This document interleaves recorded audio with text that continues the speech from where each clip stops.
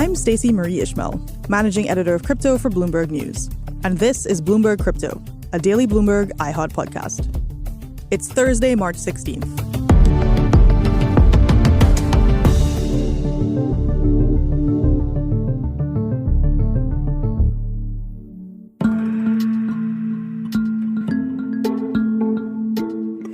Last year, just before the crypto winter had hit in earnest, Princeton University opened up the Center for the Decentralization of Power Through Blockchain Technology.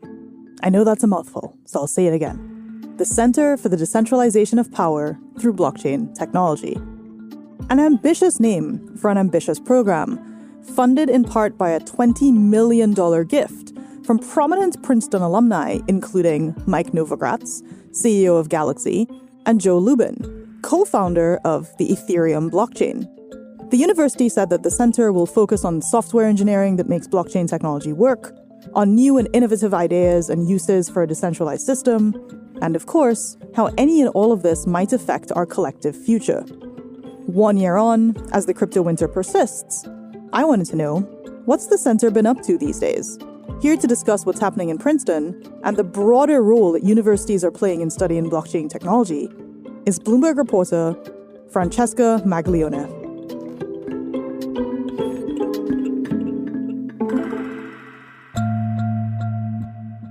Francesca, welcome to the show.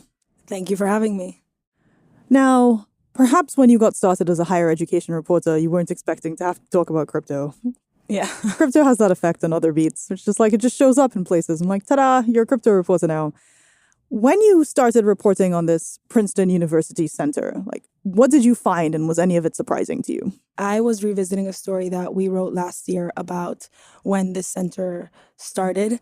And I was just curious, they started in March of last year before all of the crypto drama kind of started. Mm-hmm. And I was just curious to see, what the center had to say, what the donors had to say, and how they were thinking of developing the center. And I was surprised because when I spoke to both of the directors, they both said that if anything, kind of the FTX drama and everything that came with that and the crypto winter kind of reinforced the need for this kind of center and for academia to kind of take a step into the crypto world and kind of try and provide as neutral as a voice as possible. There's going to be a lot of people who are like, academia is not neutral. We acknowledge that there are lots of opinions in academia. That's fine. But when I look at your story, one of the things that you said, citing Princeton's Dean of Engineering, is that, quote, it's essential for universities to play a major role in the technology development, use cases, and societal and ethical implications of blockchain, and to harness its powers for good. That's a lot of stuff. Yeah. Yeah. So what are they doing day to day? Yeah. So one of the things that they did, for example, in November, they had this event with about 60 people, including, I think, the 4 donors and some people that worked for the CFTC and regulators. And basically what the goal of this event was to discuss, as academics do, bigger ideas, bigger picture questions. And one of the directors said that the goal is to kind of establish a list of questions that the center aims to tackle. They want to focus on 3 different things: applications of blockchain, so technology, and the ethical implications. And Princeton believes that as a university that has both that access to technology, but also the access to these intellectuals that study ethics and look at, what does this mean once it gets implemented, and thinks about other things besides just, the money, the crypto aspect of it, but more like real life applications. They think that they're positioned kind of in a unique way to break through what they both described as the hype that obviously we saw a lot of last year, and establish more of an academic, institutional look into, what can actually be possible with this technology. Now, one of the folks quoted in the piece, who is also one of the people who helped donate $20 million, was Mike Novogratz. And his comment was that he appreciated that academics have, to your point, a kind of a longer-term view, which is definitely what you would say when the crypto market has had such a tough time in the past 12 months. But is this a center where, if you are studying at Princeton, you take classes there? Is it a center that's like publishing research? What are some of their contributions so far? Yeah, so they are working on, I think they have several research projects going on. They're working to hire someone like a faculty member as part of the center. Mm-hmm. And as part of the donation, there was also an endowed professorship, which is JP, one of the directors. And he teaches, I think there's several classes in crypto. It started with one, and now I think there's about 3 classes that they offer.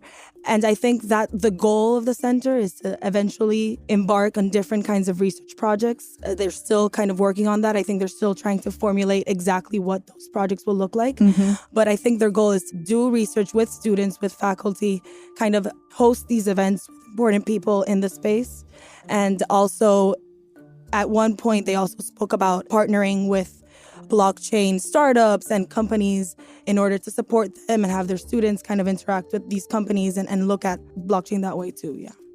Now, you also spoke to, when you were doing the initial reporting for the story, Christian Catalini, who in his current incarnation is an academic and researcher at MIT, the Sloan School. In a previous life, was the co-creator of a type of crypto token called DM, which we could do a whole episode about what happened to DM. But what did Christian say with his academic hat on about the idea that this volatility has been good for research? Christian has been involved in written white paper on a lot of crypto issues and blockchain issues. What all of them said is, I think that this kind of hype or volatility creates a space for intellectuals to kind of step in and really, like I said before, kind of break through what's true, what's not, what's hype, what's not, which for me makes sense that academics would kind of step into the space when other people are pushing back because the shiny things are kind of going away. It seems like not nerdy, but like, no. Hey, this is an extremely nerd-friendly podcast, so no need to describe something as not nerdy here. We put in a call to Christian and asked him about declining campus interest in crypto and blockchain.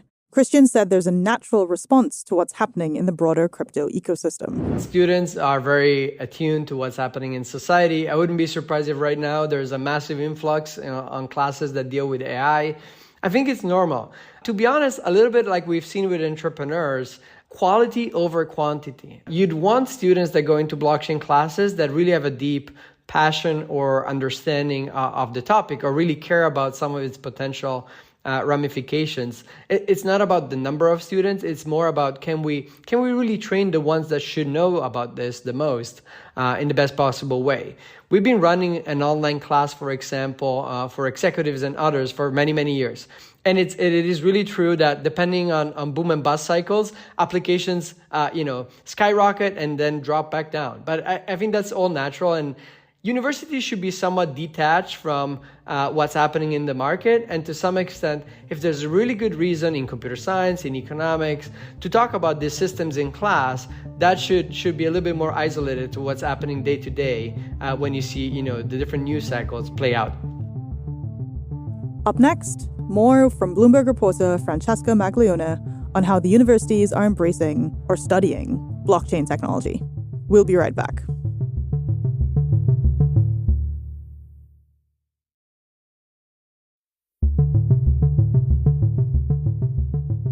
In terms of higher education more broadly, so obviously MIT has its own crypto center. There's this Princeton Center.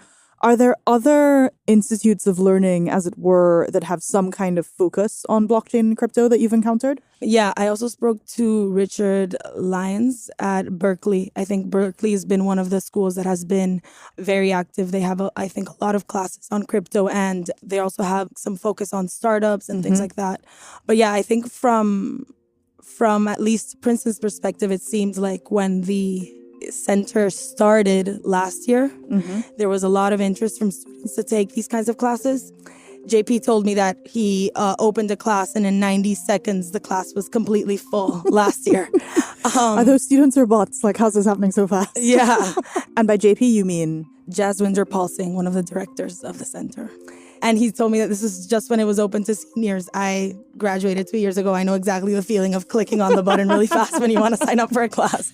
When I asked him what the case was this year, he told me that it wasn't the case at all. I mean, they have more classes now. He did mention that, but he did say that the energy is not the same, has definitely been tainted. Again, from an academic's perspective, he talked about how for him, the importance of blockchain has nothing to do with money, has nothing to do with all of these crazy speculative elements. Yeah, exactly. Or returns or everything that we were seeing last year. So he was like, I really want my students that care about the technology, that think, what can this bring to a developing country that has a really bad economy or things like that. That's kind of what he's thinking about. And I think what, from Princeton's perspective, at least, these institutions are trying to step into. Now, one of the areas that's been, shall we say, competing with interest for crypto is artificial intelligence. As you are, both recently from an institution of higher education and also reporting on it, where are you seeing kind of like AI starting to attract some of the shininess that crypto would have been attracting, say, 2 years ago? Yeah, I think with ChatGPT, it's definitely brought it into the mainstream. Like I was at Duke 2 years ago and there were a bunch of AI classes and I didn't see the level of excitement that I see now. People clicking the button really fast. Yeah. But definitely, as with crypto, the more and more these names start coming up in the media, the more interest there is from academics to kind of step in. And I think with AI, it's similar in a way where it still hasn't developed, I guess, there are potentials to be controversial, but they haven't really come into light as they did with crypto. But it will be interesting to see what these people are going to be thinking in 2 years. Totally. Definitely.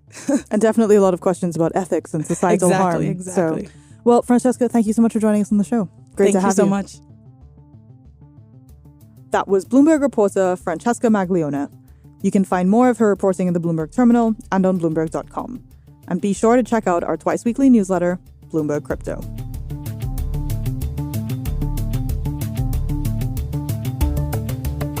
This is Bloomberg Crypto, a daily podcast from Bloomberg and iHeartRadio. For more shows from iHeartRadio, visit the iHeartRadio app, Apple Podcasts, or wherever you get your podcasts.